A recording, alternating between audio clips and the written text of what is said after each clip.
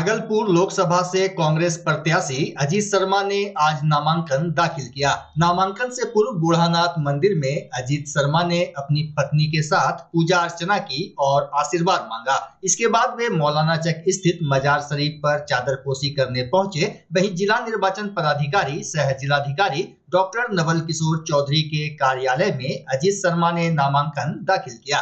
नामांकन के बाद अजीत शर्मा सीधे सैंडिस कंपाउंड मैदान पहुंचे और सभा को संबोधित किया। इस दौरान उन्होंने जनता से आशीर्वाद मांगा।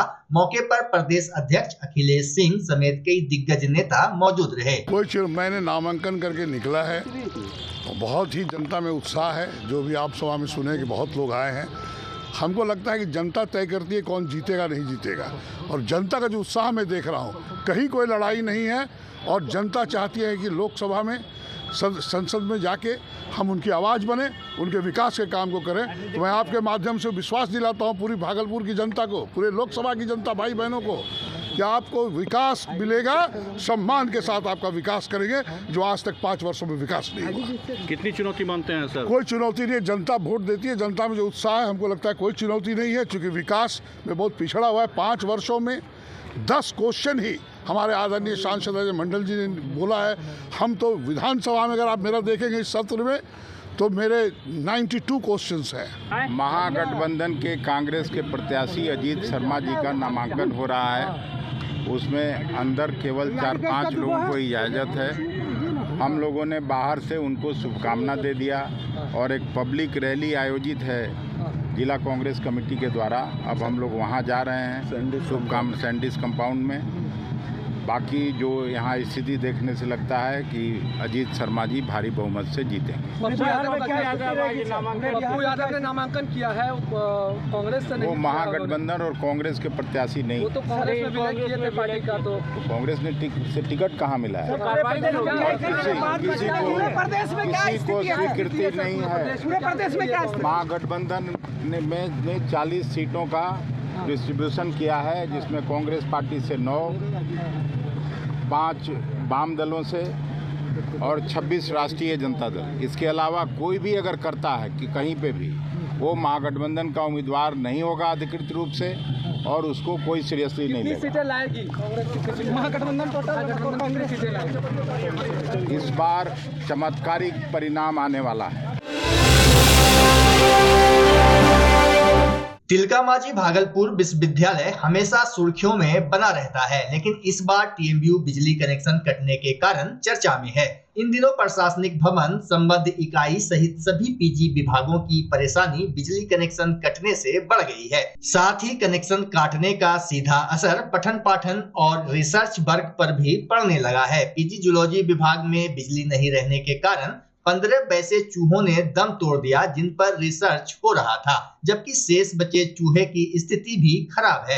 बताया जा रहा है कि विभाग में 2 महीने से चूहों पर डायबिटीज को लेकर रिसर्च किया जा रहा था, लेकिन बिजली की सुविधा नहीं रहने से चूहे मर गए। वहीं कुलपति प्रोफेसर जवाहरलाल ने चूहे मरने की सूचना के बाद जूलॉजी विभाग का निरीक्षण किया और शेष बचे चूहों को बचाने के लिए तत्काल प्रभाव से 10,000 की राशि की मंजूरी प्रदान की है, ताकि जेनरेटर की व्यवस्था कर चूहों को बचाया जा सके। वहीं प्रोफेसर अशोक कुमार ठाकुर ने बताया कि इस घटना से रिसर्च कार्य 3 माह पीछे चला गया। देखिए, जूलॉजी डिपार्टमेंट इंटरनेशनल फैम का डिपार्टमेंट है, जिसके लैब, एनिमल हाउस, म्यूजियम सारे समृद्ध हुआ करते थे एक समय में, लेकिन अभी केंद्र सरकार, राज्य सरकार और विश्वविद्यालय तीनों ने फंडिंग बंद कर दी, जिसके कारण वो धराशायी होने के कगार पर है। और अभी 22 तारीख से जो बिजली कटी हुई है, जिसके कारण हमारे यहाँ एनिमल हाउस में करीब 15 एल्बिनो माइस और रैट वो मर गए, जो सारे ट्रीटेड थे, जिस पर रिसर्च चल रहा था। और उस 15 के मर जाने के कारण वो रिसर्च स्कॉलर्स के रिसर्च 3 माह पीछे चले गए, क्योंकि अब फिर से उनको एनिमल्स को तैयार करना होगा 3 महीने तक, तब उसको ट्रीटमेंट देना होगा, तब होगा। और वह एलिमेंट रेयर है, जो बिहार में भागलपुर यूनिवर्सिटी के अतिरिक्त किसी के पास नहीं है। और हम लोगों ने उसकी कॉलोनी बर्दवान यूनिवर्सिटी से लाकर डेवलप कराया है, और जो हमारे 75-80 और एनिमल हैं वो भी मरणासन्न थे, लेकिन परसों माननीय कुलपति के औचक निरीक्षण के बाद वहाँ डीजल के लिए आवंटन मिला है, जिससे 2 दिनों से जनरेटर चल रहा है। तो अभी वो एनिमल बचे हुए हैं, लेकिन वो जो भी जनरेटर का डीजल मिला है वो 1 वीक चलेगा। 1 वीक के बाद अगर बिजली नहीं जुटती है या फिर डीजल नहीं मिलता है तो फिर वो सारे चूहे भी मर जाएंगे और कॉलोनी नष्ट हो जाएगी।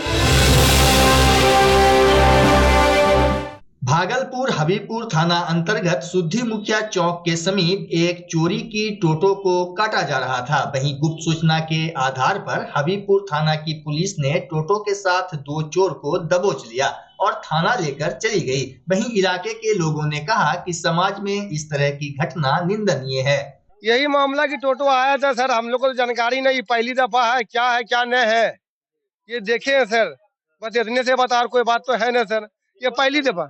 ये है हबीबपुर तकीचक है, ये तो हमने बता सकते थे चोरी का है कि खरीद के लाया सर, ये तो हमको नहीं पता। ये आया, अब उसको जानकारी होगा सर, तब उसको जानकारी होगा कि चोरी होगा तभी तो आया वो।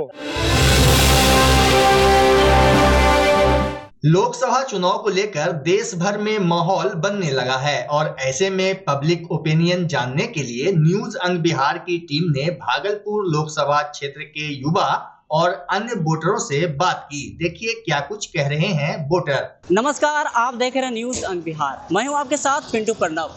लोकसभा चुनाव को लेकर सरगर्मी तेज हो गई है, ऐसे में हम निकले हैं जनता की राय टटोलने। चलिए क्या कहते हैं आज के युवा और क्या कुछ बदलाव चाहते हैं लोकसभा चुनाव में, सुनते हैं उसकी जुबानी में। लोकसभा चुनाव में क्या कुछ बदलाव चाहेंगे, किसकी सरकार बनना चाहेंगे इस बार? जो अच्छा काम करेगा उसका सरकार बनाएंगे। आपकी क्या कुछ राय है इस बार? इस बार क्या राय है, इस बार का वही है कि भागलपुर के बारे में पूछ रहे हैं ना। किनको बनाएंगे भागलपुर में इस बार? हम लोग तो उसी को बनाएंगे, कांग्रेस को, शर्मा जी को। लोकसभा चुनाव में क्या कुछ बदलाव चाहेंगे और किसको सरकार बनाना चाहेंगे? सरकार जो अपना जो मोदी है बस उसी पे है। इस बार की लोकसभा चुनाव में क्या कुछ बदलाव चाहते हैं? बदलाव जो गरीबों को राशन मिल रहा है उस हिसाब से पहले 10 किलो मिलता था, अभी 5 किलो, फिर 10 किलो तक दिया जाए तो गरीब का जान बच जाए। और क्या लोकसभा में तो हम केंद्र में तो अभी मोदी सरकार जो है वो तो हमको बेहतर लगती है, बट बिहार में जो हाल है अभी वो हमको कुछ सही नहीं लग रहा है। जैसे जेडीयू में पहले महागठबंधन जो था, जो राजद के साथ था, बट बीजेपी के साथ आने के बाद भी हमको कुछ सुधार तो लग नहीं रहा है। तो केंद्र में तो ठीक है, बट हम बिहार में चाहते हैं कि सरकार थोड़ी सी बदले। ये बदलाव का ज़रूरत वहाँ होता है जहाँ कोई काम नहीं हो रहा। देश के अंदर पिछले 1 दशक के अंदर जो अमूलचूल परिवर्तन हुए हैं सबके सामने है। विश्व की 5वीं सबसे बड़ी अर्थव्यवस्था भारत बना है, सामने एक विजन है। देश के यशस्वी प्रधानमंत्री जी ने लक्ष्य रखा है कि 2047 तक भारत को विकसित भारत बनाना है। तो उस विजन के साथ, और दूसरी ओर जहाँ ना कोई चेहरा है, ना कौन प्रधानमंत्री होंगे, कौन सांसद होंगे, ये अभी तक फिक्स ही नहीं हो पाया। तो इसलिए परिवर्तन की तो बात नहीं है, लेकिन और मजबूती के साथ केंद्र की सरकार शिक्षा के साथ जो काम कर रही है, थोड़ा सा रोजगार के प्रति ध्यान दे, पूरी मजबूती के साथ इस बार फिर से देश के यशस्वी प्रधानमंत्री आदरणीय नरेंद्र मोदी जी बनेंगे। बदलाव तो हम यही देखना चाहते हैं कि यहाँ जो वर्तमान का जो संसद है इससे कुछ भी कम नहीं किया। पिछले बार के लोकसभा चुनाव में इसका यही मुद्दा था कि हम मात्र 3 महीने में या जो कलगांव होते हुए रोड जाती है उसमें जाम की समस्या से हम मुक्त कर देंगे, लेकिन आज तक उसमें एक भी कम नहीं किया है। भागलपुर के इंडिया गठबंधन के प्रत्याशी अजीत शर्मा, हम तो चाहते हैं कि ये जीते, बहुत अच्छे वोट से जीते। और वर्तमान में जो एनडीए की सरकार जब चल रही है इसमें युवा, किसान, इस सब से इसको लेना देना कोई मतलब नहीं है इससे। यहाँ जो है जितना पढ़े लिखे है यहाँ देखिए सब बैठा हुआ है। बिहार में खासकर बदलाव होगा, एनडीए और महागठबंधन में ये है, खासकर भागलपुर लोकसभा क्षेत्र परिवर्तन होगा। जो वर्तमान सांसद है उनके क्रियाकलाप से लोग खुश नहीं हैं, इसलिए इस बार यहाँ परिवर्तन। भागलपुर लोकसभा सीट से पिछले जो सांसद थे अजय मंडल जी, उन्होंने तो कुछ किया नहीं है, तो इस बार अजीत शर्मा को वोट होना चाहिए। इसको भी देखना चाहिए कैसे काम करते हैं। क्योंकि सांसद के रूप में उन्होंने कुछ 5 साल में किया नहीं, ना कहीं गए, कहीं भी जनता के बीच में कुछ काम किया ही नहीं। तो इस बार बदलाव अजीत शर्मा के पक्ष में कुछ देखते हैं, इस बार काम करेंगे तो फिर आगे से चुनिए। हालांकि केंद्र में तो बीजेपी की सरकार होनी चाहिए, क्योंकि घर शिफ्ट करना हो या ऑफिस रीलोकेट करना हो, मेक माई शिफ्ट के साथ अपने सामान को सुरक्षित पहुंचाइए कहीं भी कभी भी। मेक माई शिफ्ट देते हैं residential and office relocation, long distance relocation, heavy machine shifting, packing and moving, international and intercity moving, car transportation जैसी ढेरों best services. Make my shift packers and movers. For bookings call 8298-181-018 या log on करें www.makemyshift.in।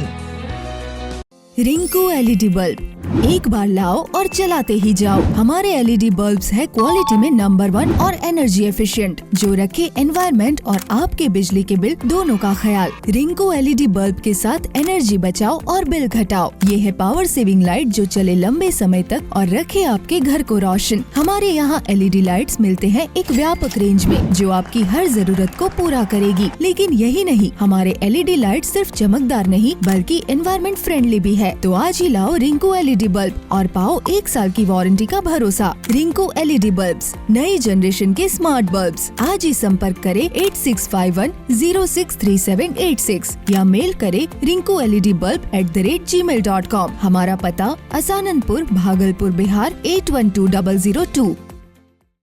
बच्चा जब जन्म लेता है तो कई बार बच्चा तुरंत नहीं रोता है, रोने में देर हो जाता है। ऐसे में बच्चा क्षतिग्रस्त हो जाता है और उसके बचने की संभावना कम हो जाती है। और यदि बचा तो भविष्य में उसमें विकलांगता की समस्या आती है, जिसे सीपी कहते हैं, जिसका कोई माकूल इलाज नहीं है और ज़िंदगी भर बच्चा विकलांगता से जूझ सकता है। ऐसे में पूरे संसार में कूलिंग थेरेपी का सहारा लिया जाता है। जन्म से ठीक 6 घंटा के अंदर यदि उसको कूलिंग थेरेपी दिया जाए तो उससे उसका सीपी की समस्या कम होती है और बचने की भी संभावना बढ़ती है। पहली बार बिहार झारखंड में आपके शहर के स्नेह नवजात शिशु बाल सेवा केंद्र में यह मशीन उपलब्ध है। कभी भी ऐसी बात हो कि बच्चा रोने में विलम्ब हो गया तो आप स्नेह नवजात शिशु बाल सेवा केंद्र में जरूर संपर्क करें।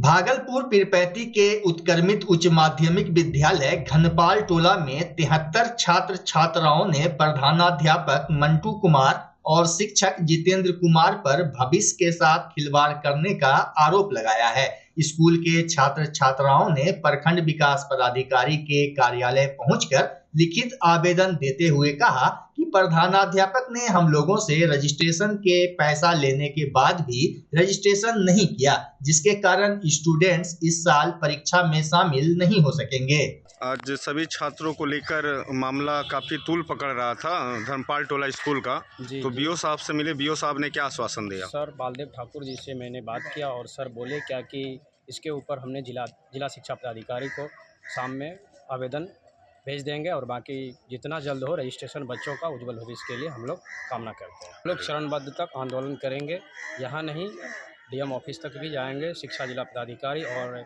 पटना भी बीसीबी बोर्ड तक ही भी हम लोग जाएंगे। बच्चों को हम लोग का रजिस्ट्रेशन होना चाहिए, इसके अलावा हम लोग का कोई मांग नहीं। अच्छा, वो जो पैसा वाला जो मामला था, किस को आप लोग पैसा दिए थे? हम लोग ने रिद्धि मैम को पैसा दिया था, बट रिद्धि मैम सर को पैसा दे दी थी। तो उस मामले पे मैं आपको जानकारी दे दूं, बीओ साहब से बात हुई, बीओ साहब ने बताया कि कार्रवाई की जा रही है, जांच भी हो चुका है और कई शिक्षक को उसमें सस्पेंड भी किया गया है। तो बीओ साहब आज क्या आश्वासन दिया? वो बोले कि आगे कार्य को बढ़ाया जाएगा, आप लोग का काम हो सकता है। भाजपा के वरिष्ठ नेता और भागलपुर के पूर्व सांसद सुशील मोदी ने एक्स हैंडल पर खुद को कैंसर से पीड़ित होने की जानकारी दी। इसके बाद बिहार में भाजपा कार्यकर्ता और सुशील मोदी के समर्थक दुखी हैं। आज भागलपुर के बुरहानाथ मंदिर में भाजपा के कार्यकर्ताओं ने महादेव का जलाभिषेक किया एवं पूजा कर सुशील मोदी के बेहतर स्वास्थ्य की कामना की। जैसे ही कल हम लोगों को एक सूचना प्राप्त हुई कि हम सबों के लोकप्रिय नेता और बिहार भाजपा के, जिन्होंने भाजपा को लंबे समय तक और इस बिहार संगठन को खड़ा करने का काम किया है, इस भागलपुर से जिनका अटूट नाता है, जो यहाँ से सांसद भी रहे और एक एक कार्यकर्ता के सुख दुख में खड़े रहने वाले और अपने भाजपा को अपना परिवार और उस सुशील मोदी जी को यहाँ के लोग अपना परिवार मानते हैं, ऐसे भाजपा परिवार के ऐसे वरिष्ठ और अभिभावक के बीमार होने की सूचना के बाद सभी कल से ही काफ़ी मर्माहत हैं और बाबा बिरदेश्वर नाथ के इस पावन पवित्र मंदिर में आकर आज हम लोग उनका अभिषेक कर जल्द उनके स्वास्थ्य की कामना कर रहे हैं। सुशील मोदी जी काफ़ी लंबे समय से 6 महीने से कैंसर से ग्रसित थे। उन्होंने इस बात को किसी से बताया नहीं था। कल अचानक उन्होंने ये खेद व्यक्त किया है कि वो लोकसभा चुनाव में वो सक्रिय नहीं रह पाएंगे। ये खबर सुनते ही पूरे भाजपा परिवार में एक शोक की लहर फैल गई है। हम सब लोग बहुत ज़्यादा दुखी हैं।